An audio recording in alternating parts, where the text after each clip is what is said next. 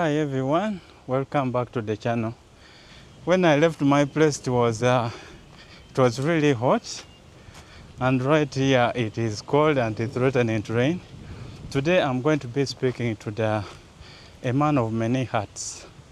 He is an author, he is a poet, he is the executive director of African Writers Development Trust and the founder of Writers Space Africa. And I mean, there is so much he does that when I looked at what he does, I was like, does this man really sleep? The good thing is here with us today, and we shall be discussing with him and talking with him as we climb up the beautiful hills of Mukono, just above UCU. That's the Uganda Christian University.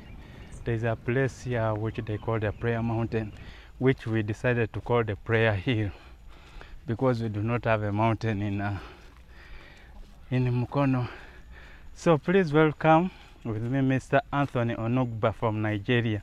He's going to tell us of his experience, how he has found Uganda. Don't mind the gasping. Walking up the hill is a very hard task. So please say hi. As introduced, my name is Anthony Onugba. People call me PenBoss. And it's good to be here in Uganda.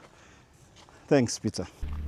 I know most of you would be interested in the writing aspect, but there's something he loves so much, and that is roaming. So I would like to ask him more, because I've seen him do very organized stuff. There are plenty of people. Here in Uganda, it seems if you can get a car, you throw away the legs and you decide to go with that everywhere you go. So why did you start this roaming business, and I mean, what do you do? How did you get it so organized? First of all, I named it roaming, actually. It's hiking. I mean, everybody hikes. So what I do is to join different hiking groups, because there are lots of hiking groups in my home country, Nigeria. I stay in Abuja, and I have several hiking groups there as well. So I join the hiking groups and ensure that I hike at least every Saturday, once every Saturday. So, you know, we're writers, we must look for metaphors. So instead of saying, oh, I'm going to hike today, I just call it I'm going to roam. Because what we do is to climb hills, you know, so it's like we are roaming around. So that was where the name roaming came from. And so that's it. And for me, it's one of those moments that I cherish the most, because I'm in nature.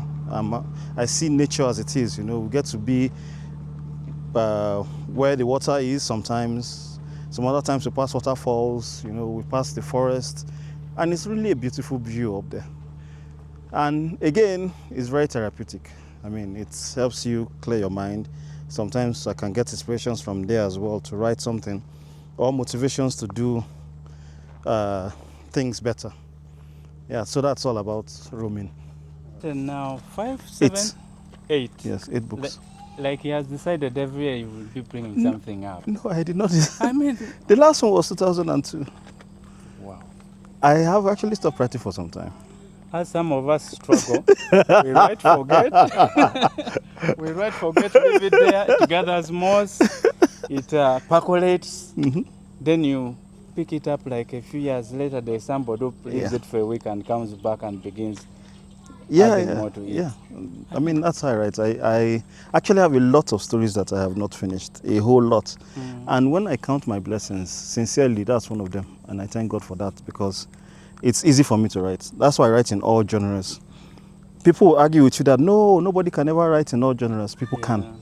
Yes, we're few, but people can.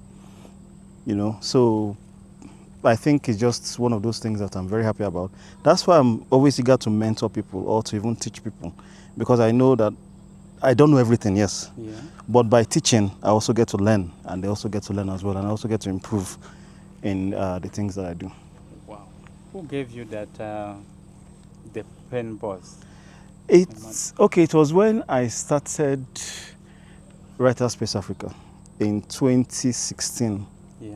Then I was going through a very rough patch in my life. So WSA was one thing that I'm always thankful for. So in 2017, January, that was when we started the magazine, the monthly magazine. So by February, I decided to have a book club. Then WhatsApp started this WhatsApp group thing. I think they've had it for probably some time before then, but I only discovered then. So I created a WhatsApp group, and then now had people from different countries in the group. So we could have a book club where we could choose a book, read it, and then discuss it in the group. That way we're going to encourage sales, because if we discuss a book, there are people who would be willing to go and buy the book outside. We're also going to be able to ensure that there's collaboration as well, because people would know one another and decide to collaborate for another project. But we had one major problem. The books were hard to get.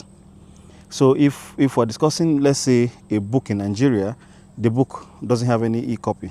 It's only hard copies. People in Zambia, people in Sierra Leone, Zimbabwe could not have access to the books. So we could only discuss books that had, e-copies. And e-books were not something that was very popular. Even till now, I don't know, a lot of people shy from it. So rather than having the book club, I decided to just have the group for WSA in general. Let us promote literature the best way that we can, and let us also network amongst ourselves. So someone called Sandra in Nigeria, Sandra the billionaire writer, that's her tagline. Yes, she just one day said PenBoss, and then people started saying PenBoss everywhere I go, PenBoss. And I never really even called myself PenBoss or even added PenBoss my name for a long time. In fact, I think I started adding PenBoss probably just last year, and this was probably like 6 years after she started calling. Not because I did not like the name, but I just didn't feel that I was there yet. I felt that I probably had a lot more to do that I had not done. But then realizing that your name can be there before your accomplishments is one of the things that makes me call myself that. But right now, I mean, any conference, anywhere, PenBoss. Yeah. So that's the whole story. Wow, that's nice to hear. Now, there's the other thing. There's always this common saying that if you want to hide something away from an African, put it in a book. Yeah. Is there hope for Africa? Hey, that question. Because I know people do not read are doomed. Okay, now, I always have a contrary argument to that, and that is Africans are reading. But the question is, what are they reading? There are people who will tell you that, in universities, students fail.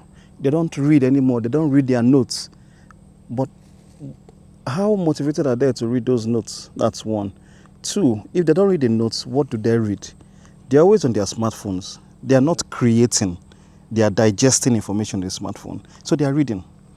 Now, when we're having a conversation on WhatsApp, for instance, you are reading the message I sent to you. When I post something on social media, you are reading it.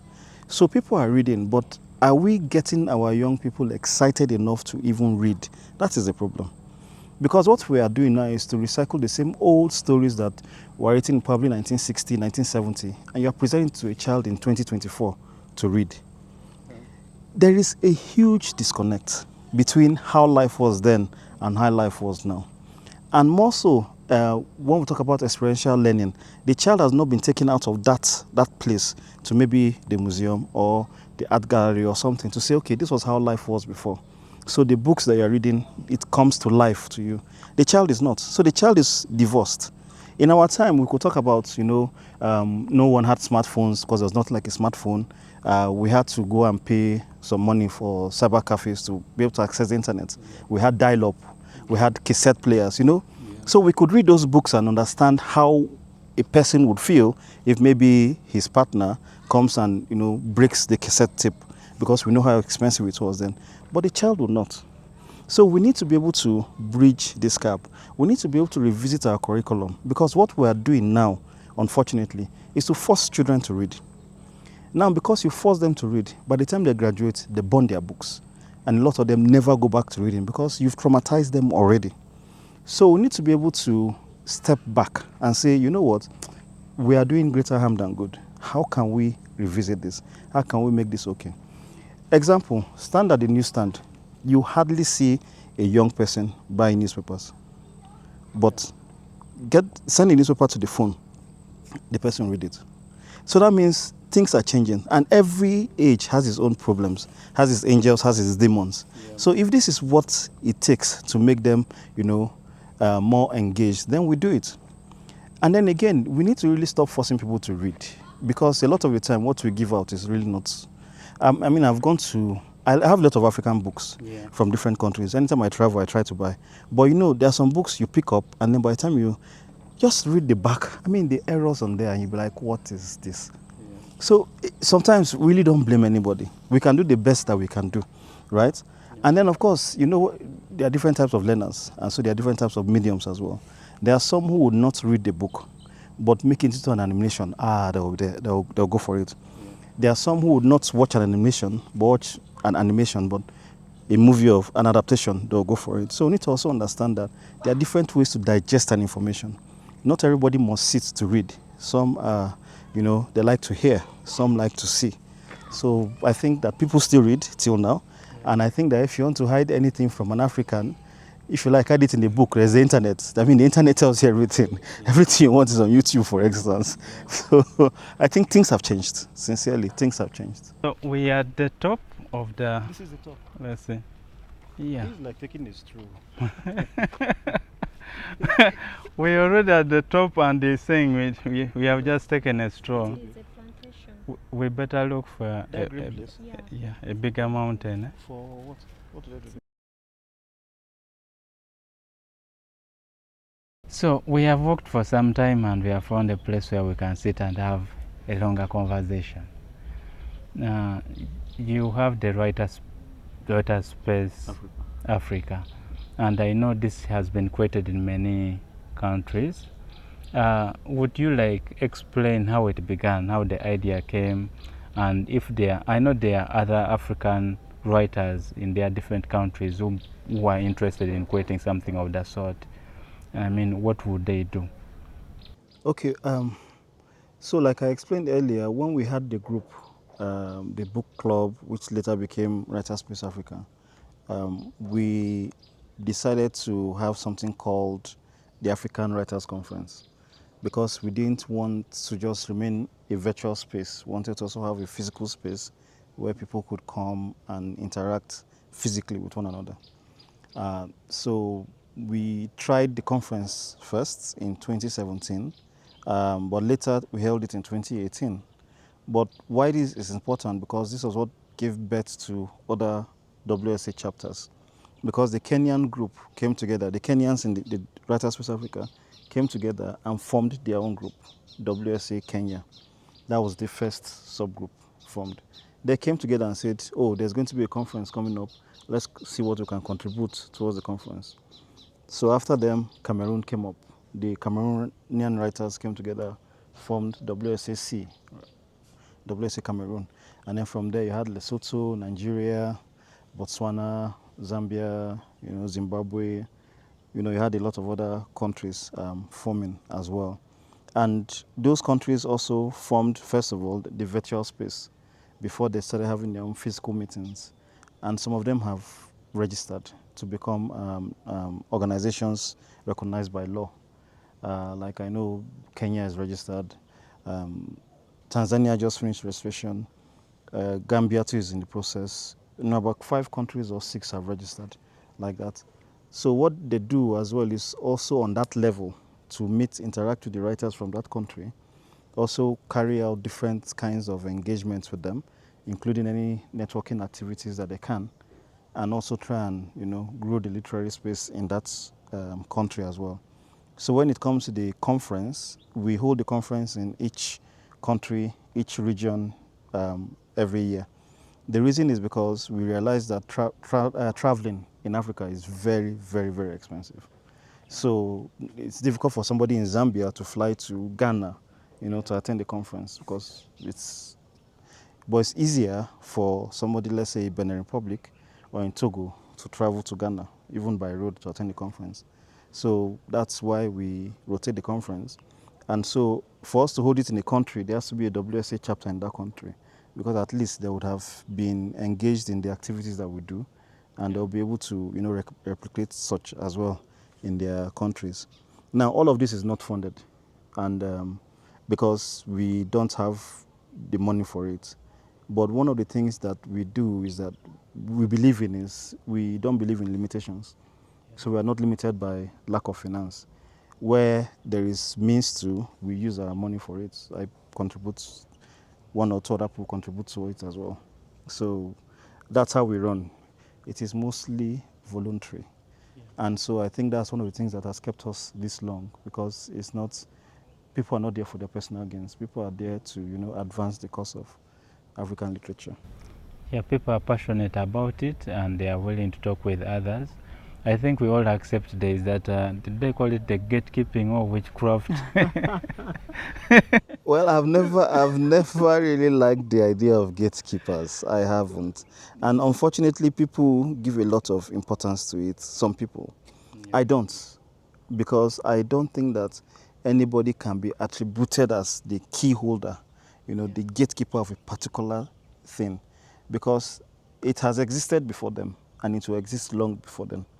The only thing is you have some level of relevance, one, or authority, because people have given you that authority or relevance. Yeah. Imagine that you release a book today, you have 10 million copies because people buy your books.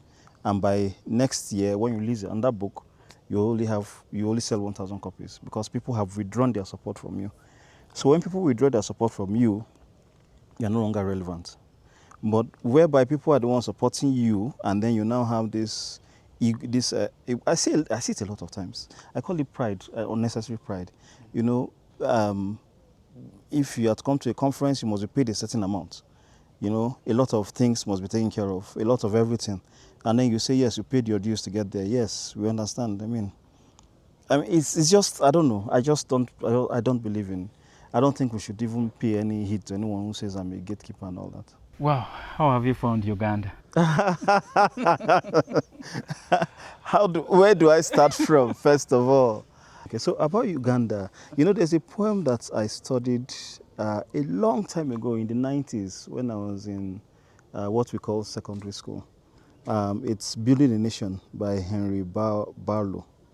So the poem, I never forgot the poem because it gave me an idea of how our post-independence struggles had transformed into.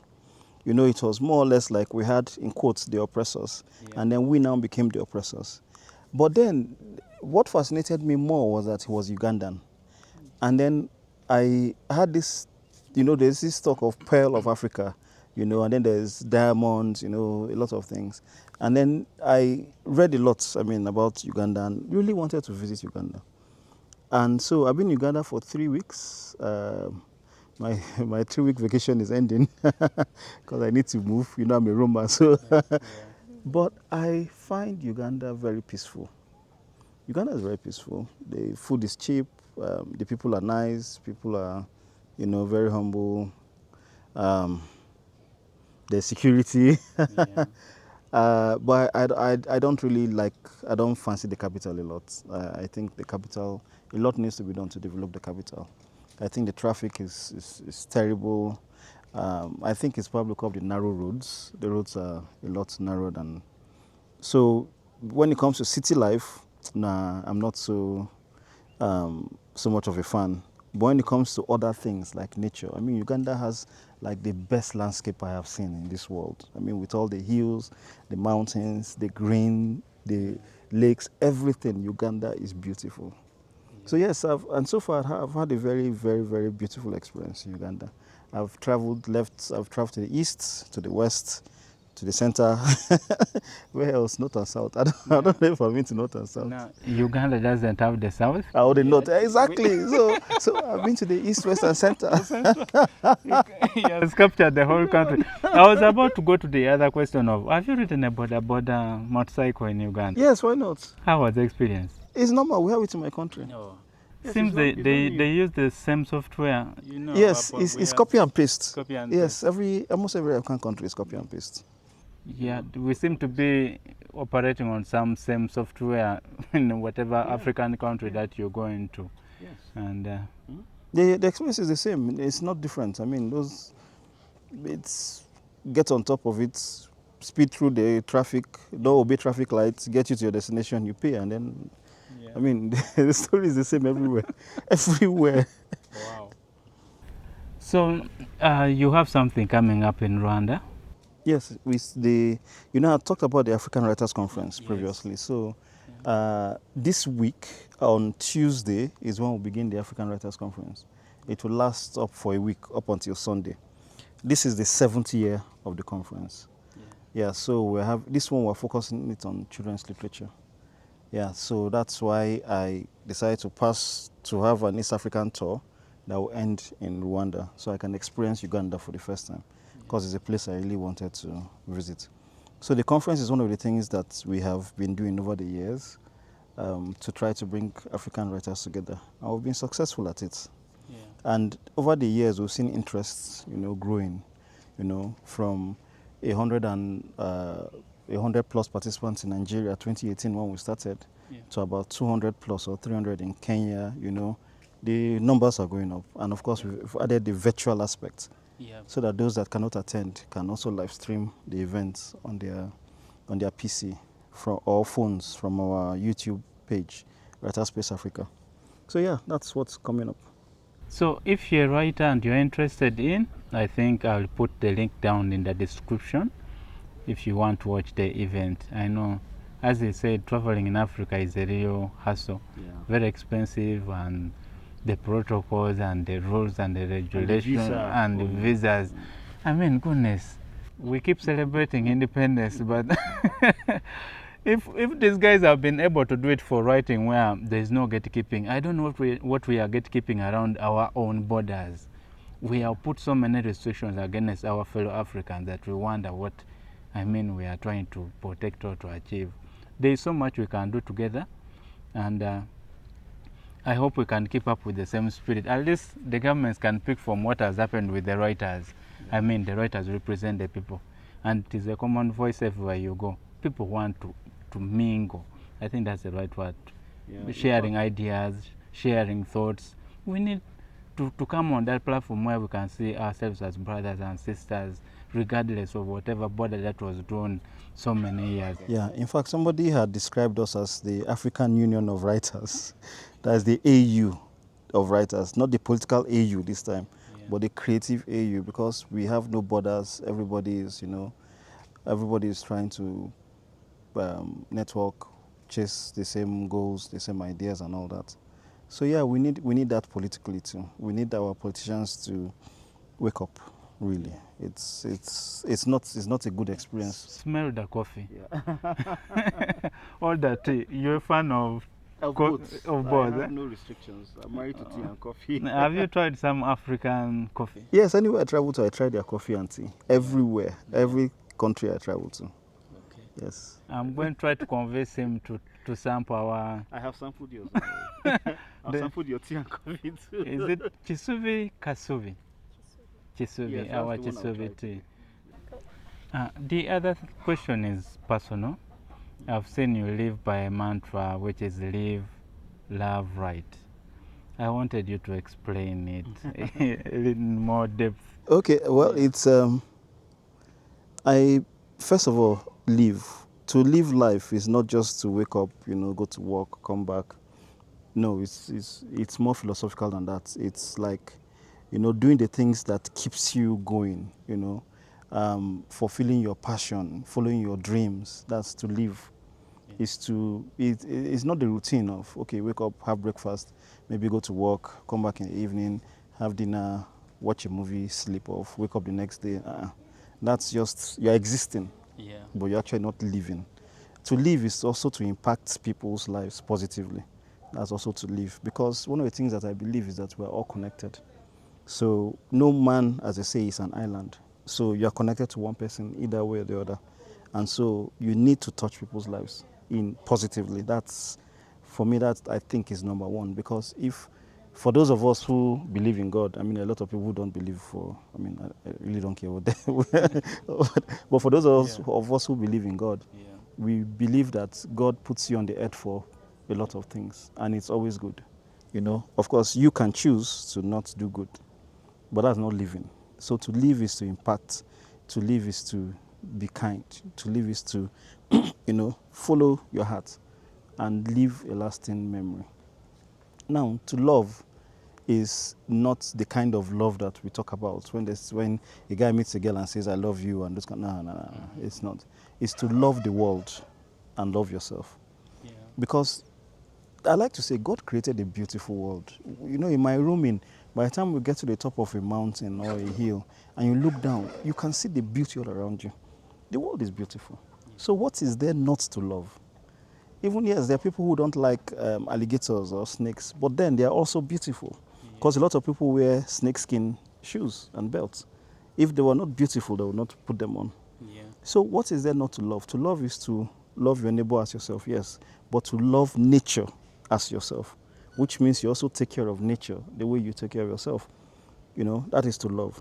So when you talk about living and loving, we're talking about living a life of purpose and loving existence. Yeah.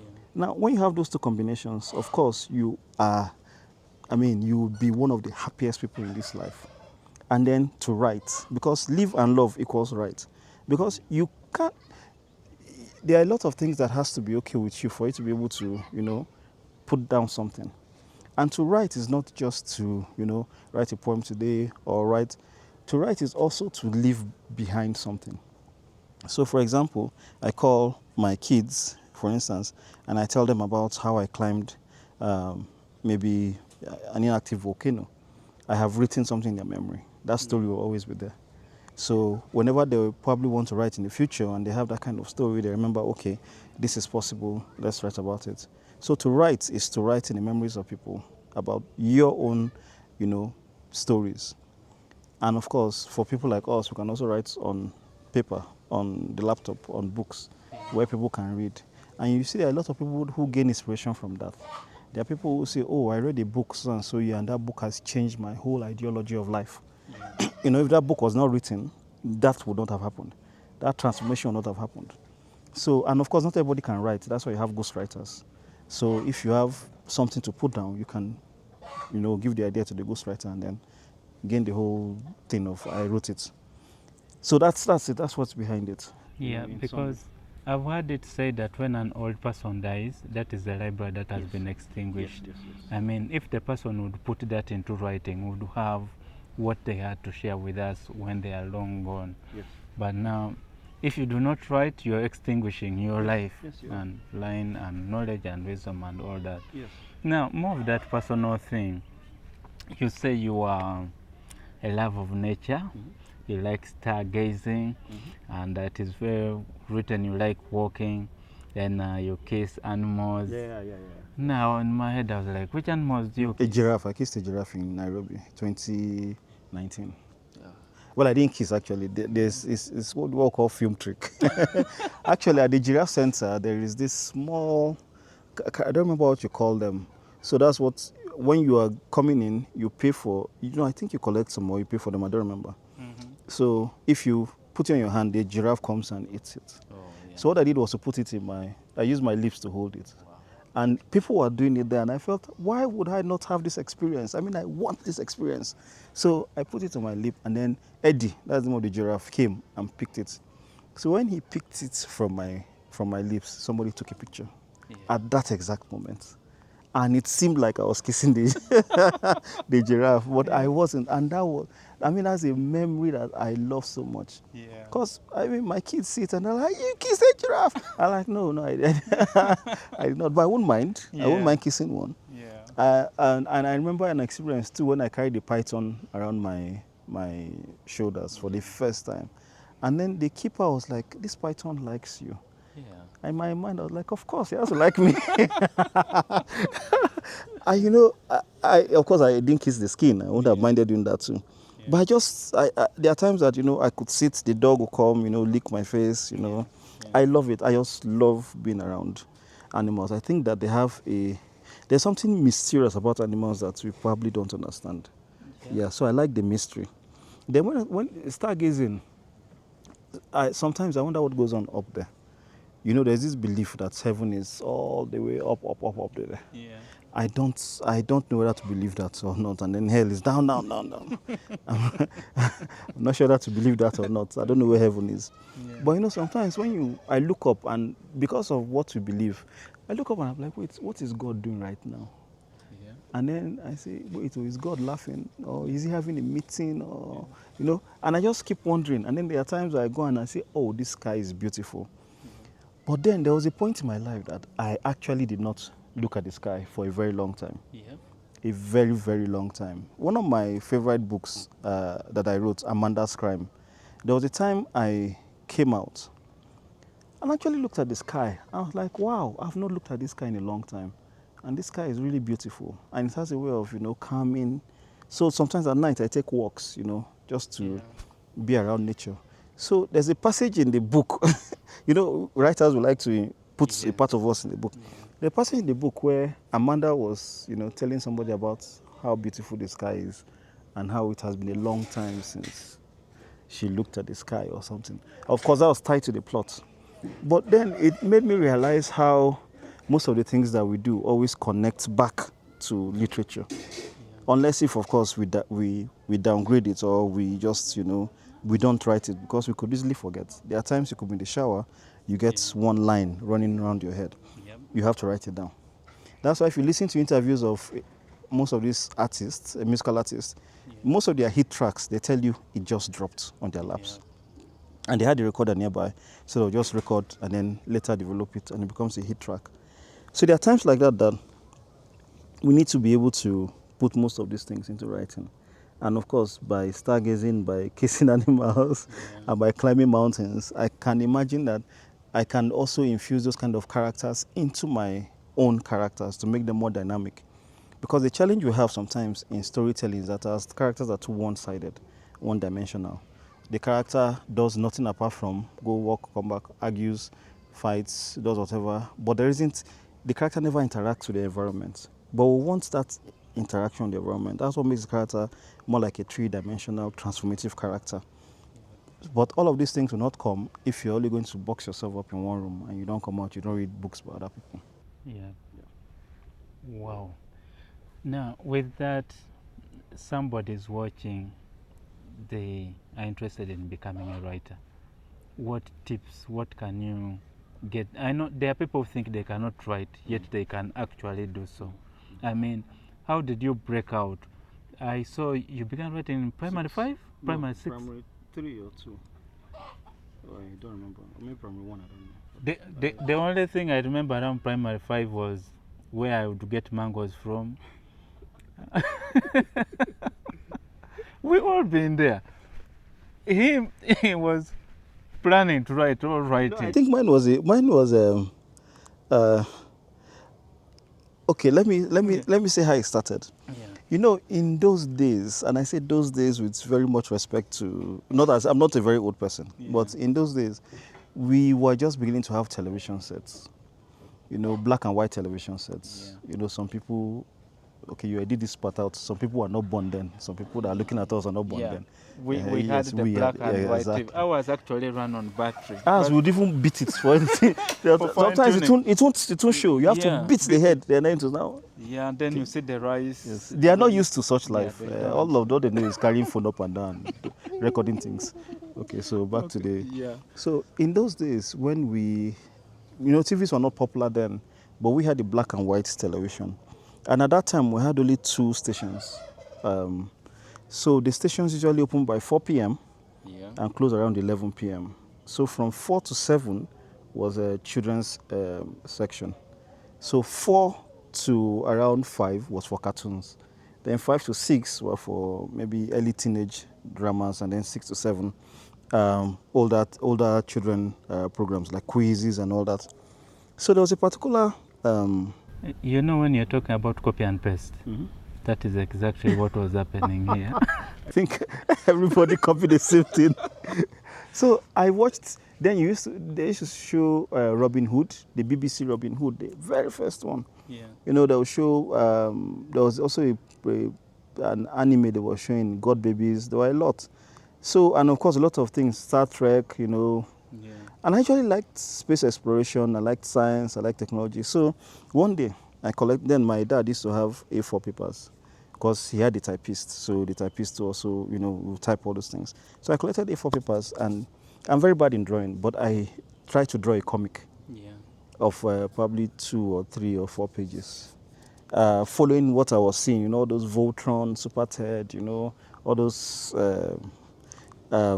series. Yeah. And it came out, well, it was okay, showed my dad. My parents actually encouraged me, really, because whenever I show my dad anything I do, he said, this is very good. So I decided to write, following that one anime, God Babies. So I put myself as one of the God Babies in my own story, but the name was also God Babies. And then I also took aspects of Robin Hood and mixed it with the story, mixed a lot of things with the story, and then just gave it to him and put 2 or 3 illustrations and gave it to him. So he gave his typist to type it. So it came out, you know, like the Bind projects now. That's how it came out then. I think that was 1992, I think. I don't remember. But when I saw it, oh, I loved it. Then they were like, okay, no, just look at it for corrections in case there's any typo. And I did. And then they brought it back fresh. No. So I took it to school. And then the class teacher, asked somebody to come out and read my book. Wow. Before the class. I mean, I was feeling like a star. Look at me, sister out there. I mean, this is my book. Yeah. Because growing up, I actually used to think very low of myself. I don't know. I probably thought I should have been born a woman at some point. Wow. You know, I just couldn't understand why things were not as I would have loved them to be at that time. I didn't really understand life. I was just, you know, existing from one stage to the other. So when I saw that I could read my book, wow. So I did this. And then you now hear stories like, oh, if you were born in one of these Western countries, you'd have been a superstar by now. You'd have been very, very rich. I love my life the way it is. Yeah. Sincerely, it took me time, yes, but it took me probably 15 years ago to love my life. No, I started loving my life probably 10 years ago. There's something you said which is very important. A parent. That child you're telling not to spoil papers around the house probably is writing on the walls of your room and you're getting pissed off. Get that child a book and tell them to write. Yeah. You might make a writer blossom or come out because you decided to give something to enable them to do something. And yeah, in fact, talking about that, there was something that happened one day. My kids saw my book, one of my books, and they were like, did you write this? I said, yes. Then they were like, I want to write too. And they actually wrote. It's 2 pages anyway. But they wrote their own independent stories. And for me, it's a start. There are times I could work in on my laptop, and then my son brings the one other laptop that is just there for them to either write on or play games. So he just sits there beside me, and he's also working on his own laptop. And because children like to also be free to do what they want to do. And sometimes you have to consciously provide that environment for them. When they see you read, they also would like to read. When they see you write, they would like to write. But it does not exist in a vacuum. It must exist in a home that is peaceful. yeah. If your home is not peaceful, if you're not a very welcoming person, it will be the opposite of what you do that they will do. Is when you tell them, oh, don't do this, they will do those things because of the kind of person you are. So it takes a lot. Parenting it's not just a full-time job, it's a lifetime job, really. Wow. Yes, it is. So now you mix parenting with your passions, with other things that you need to do in life. So for me, I think these are the things that make life more interesting. But the point is you have to be deliberate in your actions. If you're not deliberate, if you don't strategize, if you don't plan properly, you are just going to end up the same way. Nothing changes. Hi, we haven't heard from our camera lady. She has something to say. She has something to share. Hello, this is Catherine Ganyana. Happy to be with you on this platform. Yeah. Okay, guys. Reading is really, it's really a tough one for young people, personally. Yeah, but it's a good one once you start. There's a lot of discovery you can find in there, emotions, feelings, nature, it rotates around very many fields. So you can discover a lot through reading. And also the writers, please continue with the job, with the work. Yeah, And as one of our people said, nature is a very good motivator. Always take time to check it out. Subscribe, check out the channel. Ciao.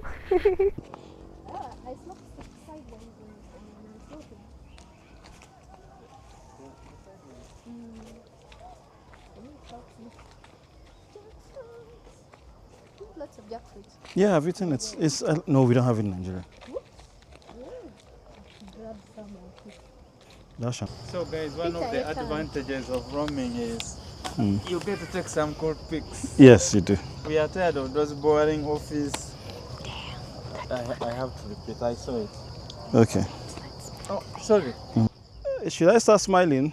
My smile is very fake. I don't trust the way you are bending your neck. As long as the camera is straight, don't mind the neck. It's okay. So I can come down now. You are lost in the crowd of trees. I shouldn't be lost. Okay, now you have been found. Another one is Where's fresh Mukono? from Mukono. We are in Mukono. This I is know. called Mukono. I know. The town. Yes. So this is where we came from. Oh, so guys, we are walking back. We have seen enough of Mukono town. The view here is nice, spectacular. Somebody has even decided to put a flower. I will show you guys. The flower you stole, right?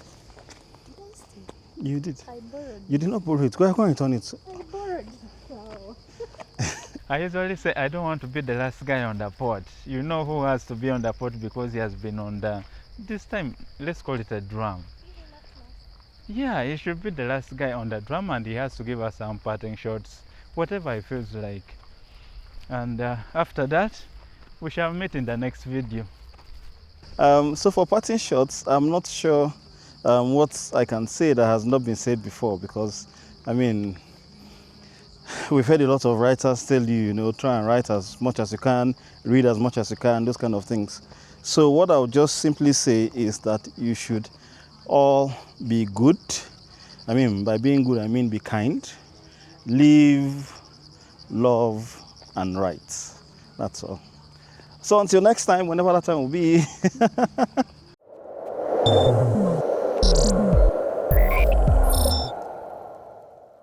Stop looking at me.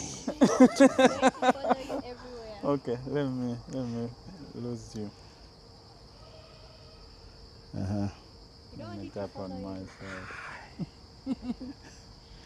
Okay.